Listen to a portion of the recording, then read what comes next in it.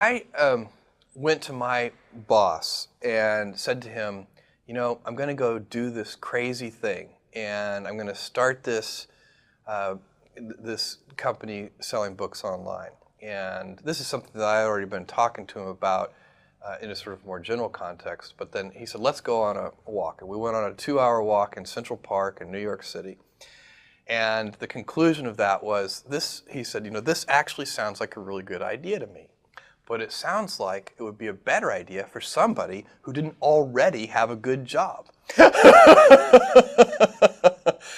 And he convinced me to think about it for 48 hours before making a final decision. And so I went away and was trying to find the right framework in which to make that kind of big decision. And I'd already talked to my wife about this, and she was very supportive and said, look, you can count me in 100%.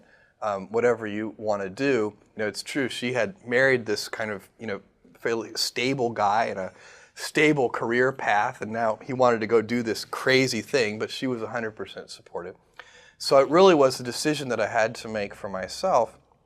And the framework I found, which made the decision incredibly easy, was what I called, which only a nerd would call, a regret minimization framework. So I wanted to project myself forward to age 80 and say, okay, now I'm looking back on my life. I want to have minimized the number of regrets I have. And I knew that when I was 80, I was not going to regret having tried this. I was not going to regret having wanted, trying to participate in this thing called the internet that I thought was going to be a really big deal. I knew that if I failed, I wouldn't regret that. But I knew the one thing I might regret is not ever having tried. And I knew that that would haunt me every day. And so when I thought about it that way, it was an incredibly easy decision. And I think that's a very good, it's if you can project yourself out to age 80 and sort of think, what will I think at that time? It gets you away from some of the daily pieces of confusion. I left this Wall Street firm in the middle of the year. When you do that, you walk away from your annual bonus. And that's the kind of thing then the short term can confuse you.